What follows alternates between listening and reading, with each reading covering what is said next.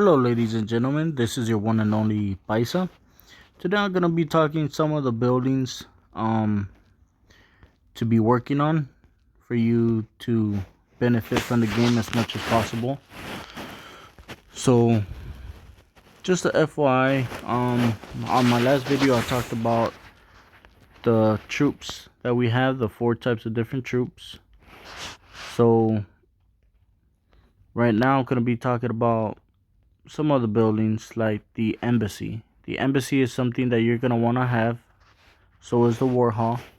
The embassy is going to help with reinforcements if your bubble was to drop, or you were going to attack somebody and you wanted to prevent somebody else from attacking you while you're in the middle of attacking. You could ask your alliance to reinforce you to make you stronger, and eventually for an enemy not to be able to find you so easy as you're attacking someone else.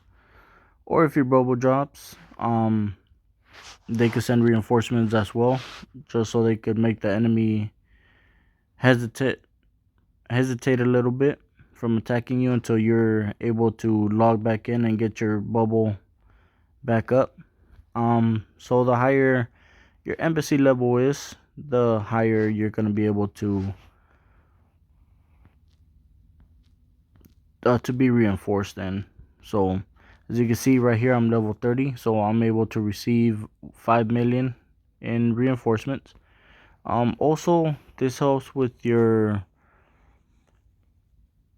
resources. If you're gonna give resources to one of your alliance members or whatnot, you do get taxed, and the higher your level is, the less the tax is gonna be, which ends up kind of sucks on that part, but that's how the game goes.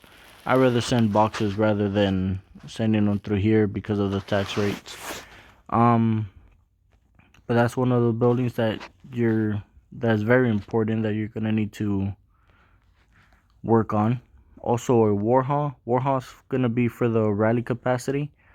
This one is so when you're rallying bosses, the higher your rally capacity is, the more troops your alliance is gonna be able to send.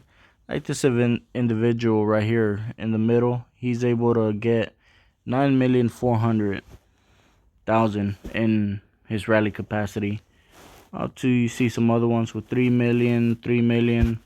I haven't really worked on that much. I could only hold 2 million. But at the same time, I'm not really rallying bosses as strong as these guys are, so I haven't really worked on it as much. Another one you're going to be working on is your forge. Your forge is going to be the one where you're going to be able to craft your gear for your general.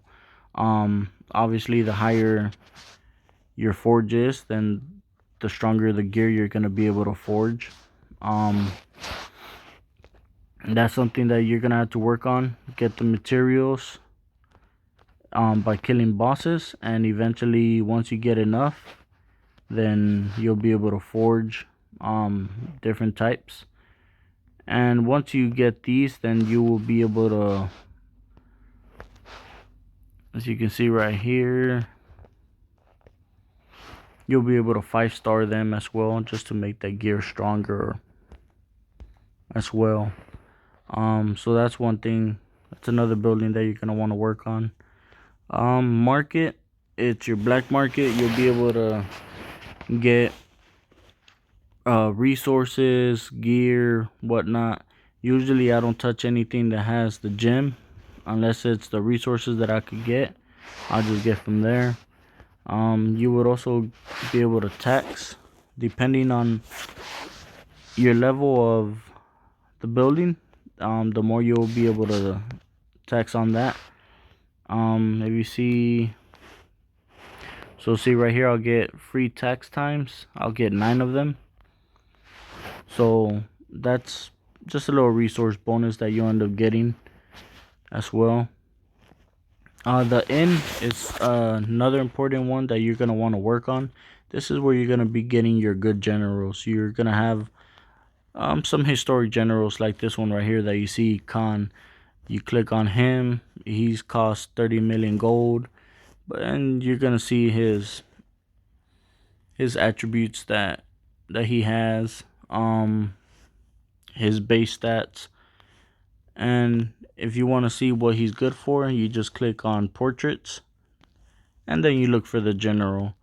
And Khan right here, if you read on his is the Great Khan increases march size by 15% when the general is leading the army.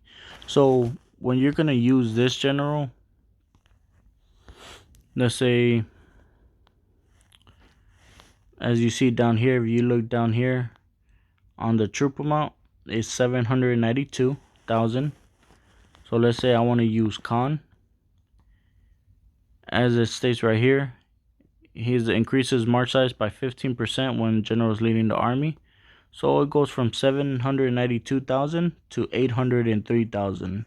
So it increases the march amount of troops by 15%. So each general has different skills. You just have to look for the right one and start working on that one. For mounted troops, for bosses or whatnot, I use Washington.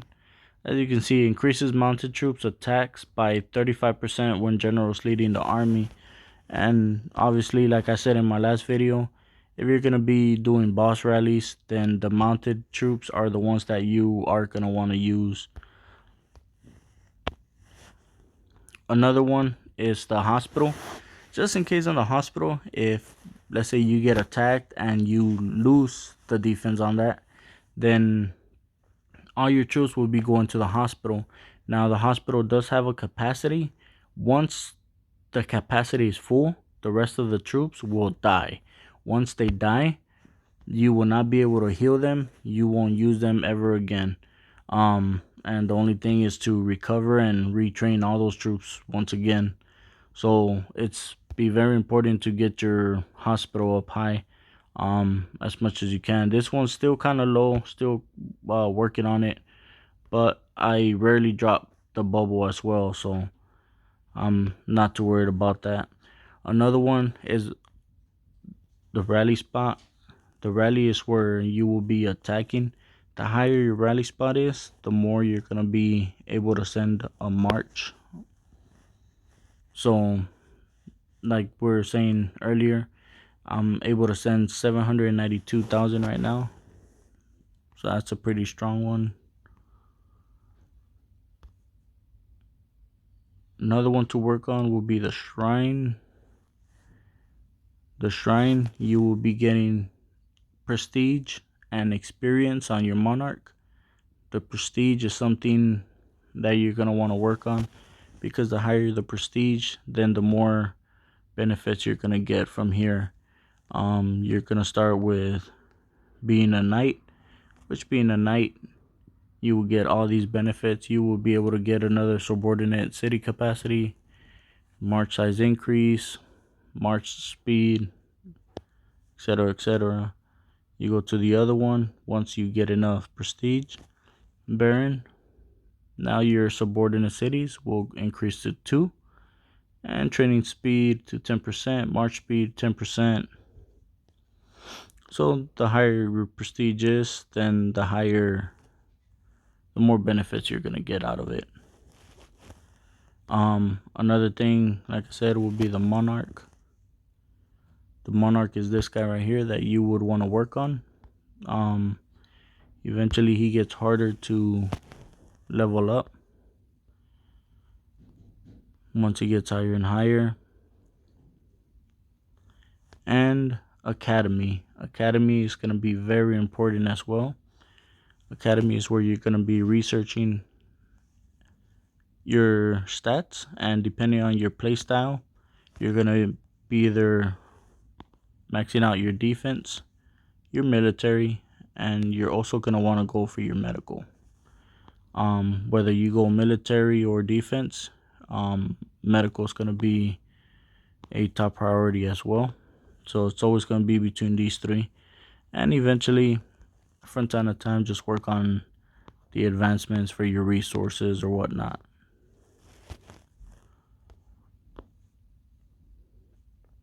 Now another one will be the trap factory as well. The higher your factory is, the more traps you're going to be able to work or train, and you're going to unlock different tiers of it as well. Each trap works for different type of troops. As you can see right here, you go to buildings, you're going to get the rock, the trap, the fire arrows or whatnot, so on and so forth. So each trap works for different types of troops, so make sure you train each individual traps as well. And that's about it for right now. So if you have any comments or concerns, just go ahead and comment below, and make sure to subscribe to my channel.